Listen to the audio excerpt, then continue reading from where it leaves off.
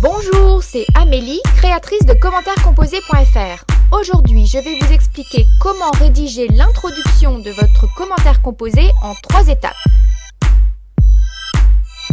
Première étape, situer le texte dans son contexte. Vous allez présenter le texte de façon très large. Vous allez présenter son auteur, l'œuvre dont est tiré l'extrait, la date de l'œuvre. Essayez dans la mesure du possible de situer le texte dans un mouvement littéraire ou une époque.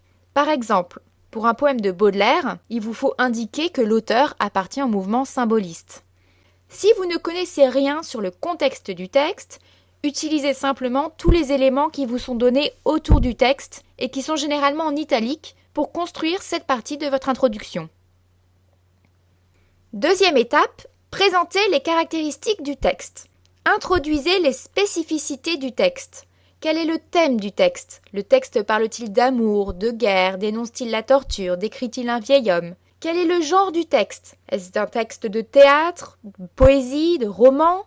Quel est son registre littéraire? Ce texte est-il un texte comique, polémique, pathétique, lyrique? À cette étape de l'introduction, vous n'entrez pas dans le détail. Vous évoquez uniquement les grandes caractéristiques du texte.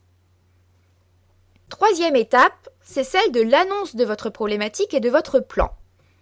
Vous formulez votre problématique.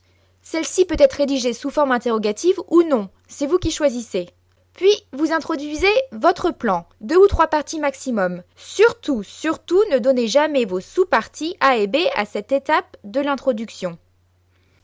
Je vous conseille d'avoir un type de phrase type prêt à l'emploi pour l'annonce de plan. C'est-à-dire une phrase que vous utiliserez pour toutes vos introductions. Cela va vous permettre de rédiger une introduction élégante sans perdre de temps au moment de la rédaction. Vous pouvez par exemple utiliser une des formules suivantes dans vos introductions. Après avoir étudié, vous annoncez votre grand 1, nous verrons que et vous annoncez votre grand 2. Dans un premier temps, nous analyserons, grand 1, puis nous étudierons, grand 2, enfin nous verrons, grand 3, ou bien nous évoquerons, grand 1, avant d'analyser et vous annoncer votre grand 2. Prenons pour exemple d'introduction le commentaire composé du poème Le Dormeur du Val d'Arthur Rimbaud. C'est un poème très connu, très émouvant que je vous conseille fortement de lire, vous pouvez le trouver sur commentaires-composés.fr.